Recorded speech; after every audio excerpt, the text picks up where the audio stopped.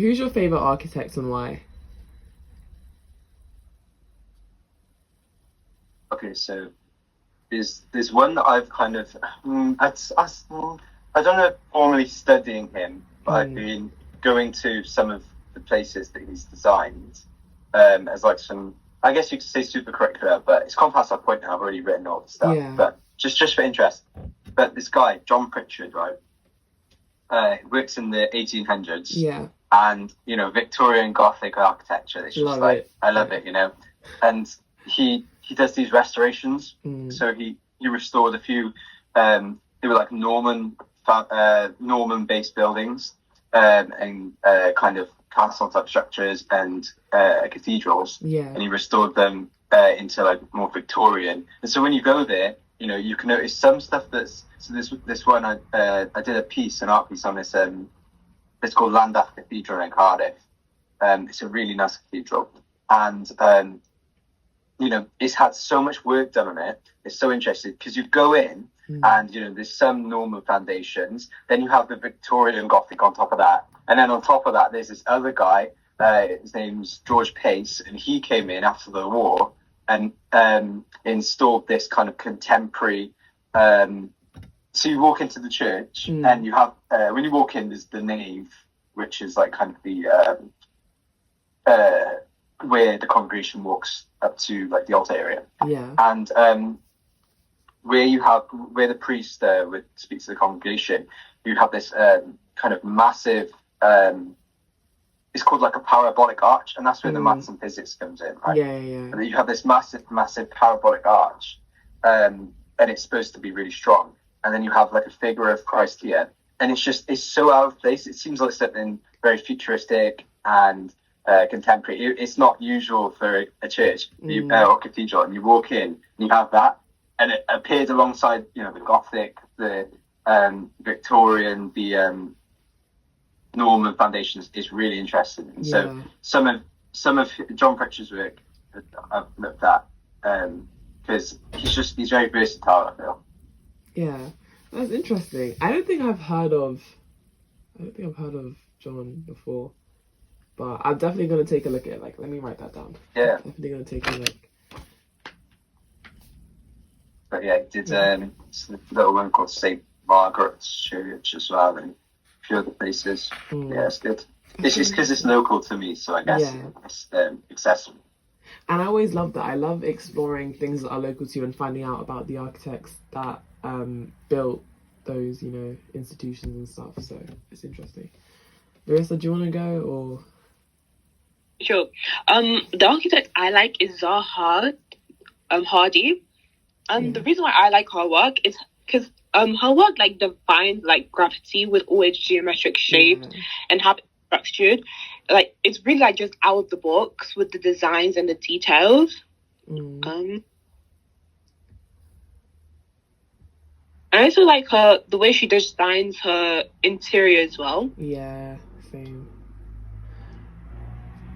And I want. Oh, sorry.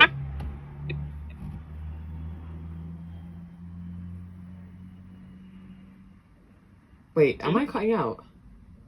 Yeah, a bit. Oh, sorry. No, no. Wait, can you say that last bit again? I didn't say anything after that. Oh, okay, sorry. Yeah, no, I love Zaha Hadid. I know it's quite cliche. Everyone says they love Zaha Hadid, but I feel like her, some of her like buildings genuinely look like folded paper, and I feel like that's so cool to build that. And anytime I see her like buildings and her designs, I always think like, what materials are these are these buildings made from? Because for them to curve in the way that they curve, I feel like it's so like different to what you see with other, architects. It's Because a good she's way like, to put it, like folded paper. yeah, yeah, I know. It's like it's quite unique, and I feel like she's one of those who honestly doesn't care about what other people think. She's really like her own. She doesn't copy other people. In fact, people get inspiration from her. But to be honest, as much as I love Zaha Hadid, I feel like my favorite architect would have to be like Norman Foster. I don't know. I feel like people think his work is really basic, but if you look like closely at like the shapes and like the colors that he uses, I feel like the theme is so interesting. Like one of my favorite buildings is obviously like the Gherkin. Like I feel Yeah, like that's a building. When I was younger, I never really used to like appreciate it. I felt like it kind of just looked like, this is a bit random, but like a lipstick sitting in the middle of London. But when you get close to it and you like see how it curves up and like each of the intricate pieces of glass, you think about how much work it took for him to really place each piece and the colours and how the sun would hit it and how the reflections would work and all of that. And I feel like it's so like intricate and really well thought out. And I feel like that kind of resonates with me as an artist. Like when I do my pieces, I'm not one of those people that like rushes through. There's no problem with that because everyone's style is different, but I'm one of those that likes to take time and like really put pieces together. So it's quite similar to me. And yeah. No, I'm not similar to that. I like to take my time with it. But, and that made me think, because I was thinking about the gherkin then, you were saying about how the sun reflects it. It made me think, the entire thing is kind of like a glass structure, right? How is that greenhouse effect, right? That's going to heat up like crazy. So I don't know. There's some physics there. Yeah. With how they ventilated it. I'm just saying, I don't know. And I always find that so interesting as well. Like you have to think about not only the look, but how it works. Like, you know, in terms of wind and just functionality in general. I always find that's really interesting too. So yeah. Okay, we're going to move on to the next question now. Oh, this one's a really interesting one to me. Should AI be used to generate designs and architectural ideas? What do you guys think? I think that yes and no. Because I feel like AI gives you inspiration, or like it gives you the foundation of what you should do, or basic like ideas. But I don't really think it should be used to create architectural designs, as it kind of lacks like the human touch. Yeah. No, I agree. I think if we want to make the best build, and yeah, we want to have the human touch, right? But if we want the best designs, right? If we say, okay, let's give AI this brief or something, and let's give ChatGPT or whatever it is, let's give them all the information we have before we go into a design, and say to them, make a design, and then say to this architect, okay, can you do the same? Surely the architect's one is going to be better, not just in terms of functionality, but aesthetics and just it. I feel like ChatGPT is with something that can be subjective, like architecture. I feel like it can't top humans, and so that's why I say, sure, let it generate designs, but there's not much point if the architects might do better, because it's going to have, yes, as you said, human touch, Louisa, but also it's subjective, and most likely humans will know what humans will like to see in the surrounding area, etc. But yeah, I completely agree that ChatGPT should be used. I use it all the time for studies at the moment, and I also, I think I've been in work experience, for example, and they use it to just help them along, and can you create some visuals of this building outside? It's just going to save time. That's a good thing. No, for sure. My thing is, I'm not sure if you guys have ever heard of like those AIs where if you put like a sketch into it, like a sketch of a building a human's done, it can like kind of build it so you could see what it looked like if it was built. And maybe I feel like that's useful because it's like, instead of wasting time modeling and like doing the sketch and modeling and going through the iterative process, you could just put the sketch in and see, does this actually look like it would work? But that's what they were doing in the work experience. Yeah, literally, they were doing that. I feel like just using AI to like generate ideas, I've tried it before just to see like, oh, let's see what it like generates, and I've always felt like the buildings are always so Zaha Hadid coded. Like they all just look like things Zaha Hadid would design and build, and I feel like that's just kind of unrealistic, because not everyone's a Zaha Hadid fan, not every architect designs like her. So I feel like the designs that AI produce are kind of like similar to the other ones. I think Larissa was disconnected. She'll probably reconnect in a second. I think you ask it to generate a design, it can generate a design, but I don't think it'll ever be as good as if a human was to like really go through that process as well. I agree. But you can ask it to generate a design and go off it maybe. I just gotta accept her real quick. Oh wait, hold on. I already admitted. Oh, okay. Thank you. Sorry about that. It's okay. Yeah, so we stayed in the same question. We were kind of still talking about the whole AI situation. But if you had to say like yes or no to AI, which would you say, yes or no? Like, Yes. Really? Yeah. Okay. Well, because that's what my point was. Yes, because it wouldn't do better anyway. So Yeah. I think humans would have to do it anyway. Mm, So that's why I'm saying yes. yeah. So like Larissa said, yes, but no. Fair enough. Okay, on to question number 3. Let's see. Okay. Yeah. So what makes a building? What makes a building beautiful to you? And why? If you're muted. Oh, Yeah. sorry, I just realized I accidentally pressed that. Sorry. I was just reading out the question. What makes a building beautiful to you?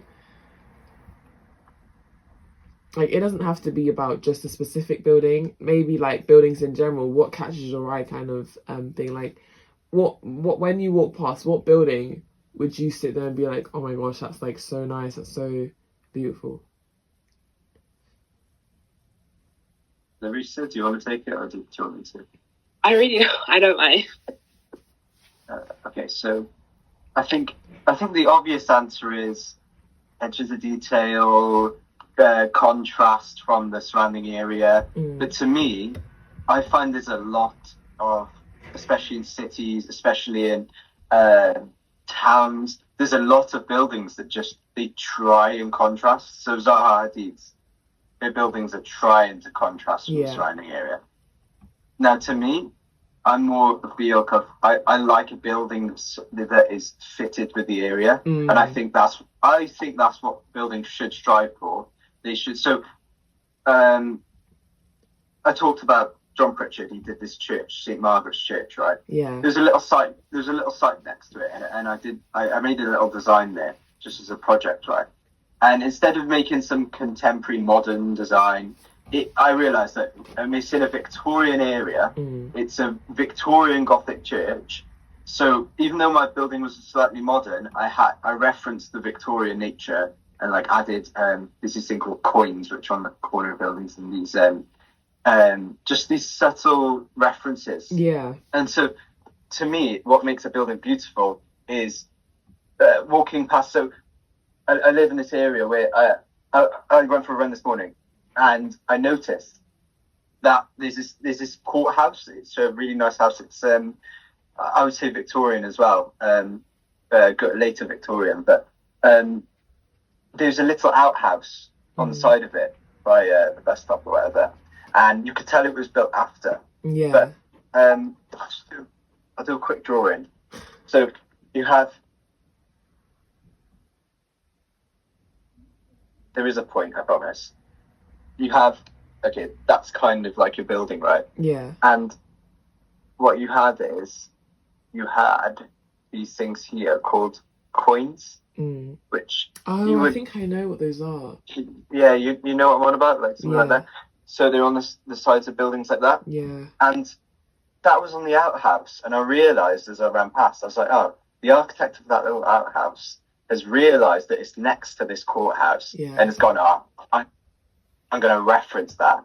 And so I think that's beautiful, because I think that's the architect of the outhouse respecting the architect of the courthouse. Yeah. And I think stuff like that is really nice. Now, people love to go for the high modern tech contrast buildings, and that's great. And there's a place for that, and I think in cities it can be beautiful. But personally, I love it when a building is made to fit in with the environment around it.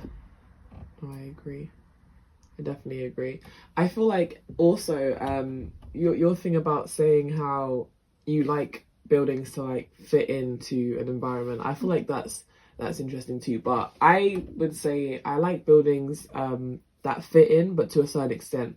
So you can still kind of tell it has that modern aspect, because obviously now buildings aren't going to be built Victorian style because we've kind of moved away from that. We've joined the new, modern and contemporary aesthetics. So I feel like buildings that are built, so say near a Victorian church, a building could have some aspects, maybe like some of the details around or the brickwork, but I feel like exactly. that with the modern touch coming together, like the two, I feel like that's what kind of catches my eye. That's exactly what I did. Is the entire interior was just modern, and the exterior, there was part of the facade that was modern, but then again, it's called just referencing the church or whatever, just adding coins or whatever it is. It's just a little hint, and it just makes it fit in slightly, but not to the point where you can tell, not to the point where you think, that's from the 1800s. No, I agree. That's interesting. Melissa, what do you think? Like, what makes the building beautiful to you? Well, I kind of agree with his point as well, because I kind of feel like in our modern society, we're like going a bit too far into like modernism. Like, there's so many buildings that are just like a bit too modern, sorry, that they like just all look so alike. Like, now it's going past the building, they all just look so similar. It's kind of like boring to look at. So I kind of like buildings like which have like their own unique touch, whether it's from Greek mythology, like any sort of like touch that makes it stand out and look more beautiful. Did you say Greek mythology? Sorry. Yeah, that's just the reference, but some Greek buildings look really nice. Honestly, yeah.